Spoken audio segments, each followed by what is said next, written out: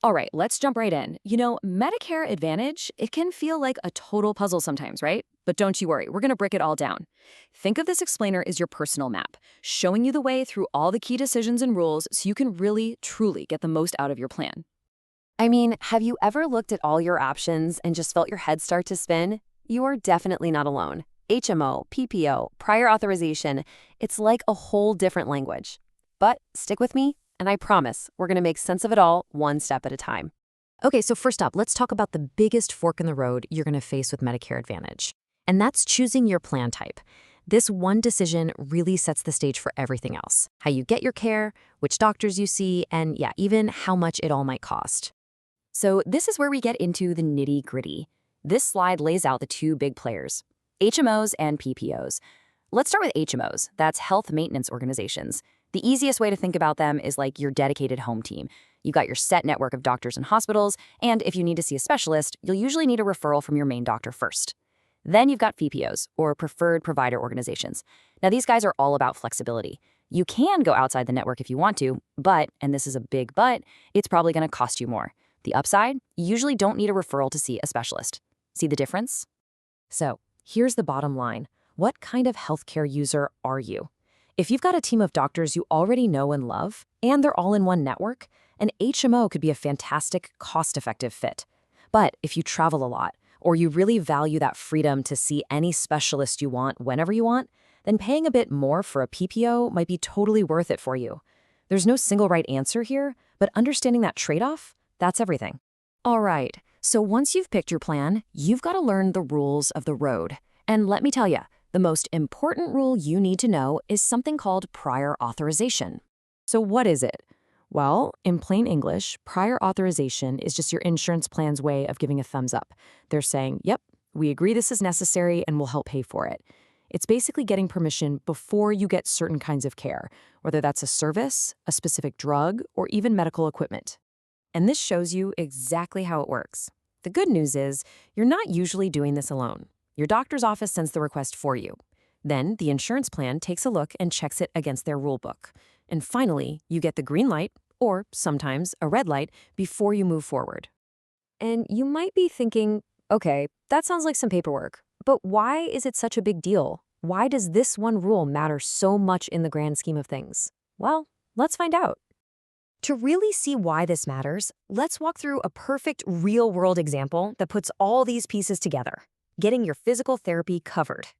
So first things first, the good news. Straight from the source, Medicare itself says that physical therapy is a covered benefit, as long as it's medically necessary. That's the basic promise.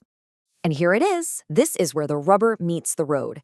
Because even though Medicare says yes in general, your specific Medicare Advantage plan might have its own rulebook.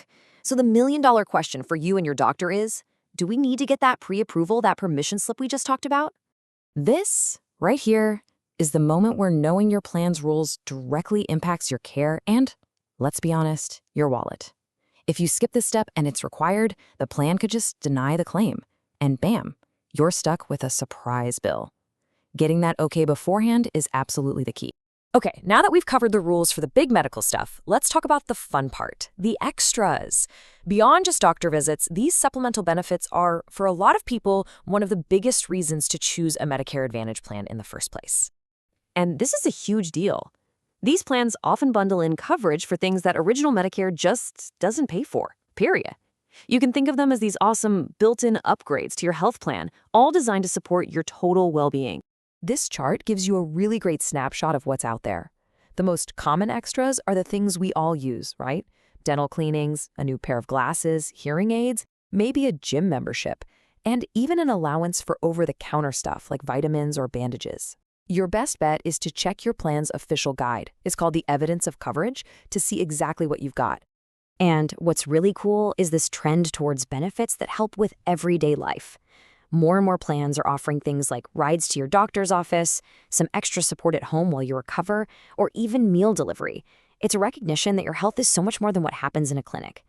Don't ever be afraid to just call your plan and ask, hey, what are my benefits and how do I use them? So, we have covered a lot of ground today.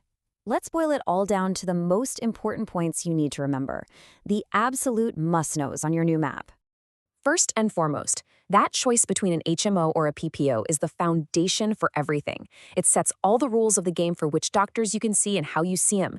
Getting that choice right for your lifestyle, that is half the battle, right there. Next up, remember this little phrase, prior authorization. Honestly, the best way to think about it is like a permission slip from your insurance plan. That's it. For certain things, tests, procedures, you name it, your doctor just needs to get that permission slip signed before you get the care. It's a super simple idea, but man, it can prevent some major headaches down the road. And that leads us to the most practical, actionable takeaway of all. Just ask. Seriously, before you start any new treatment, just have your doctor's office confirm, hey, does my plan need prior authorization for this?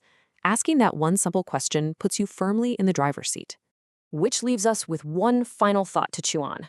Now that you have the map and you understand the rules, it's time to take a fresh look at your own coverage. Understanding your plan isn't just about avoiding problems. It's about making sure you're squeezing every last drop of value out of it. So ask yourself, is my plan really working as hard for me as it should be?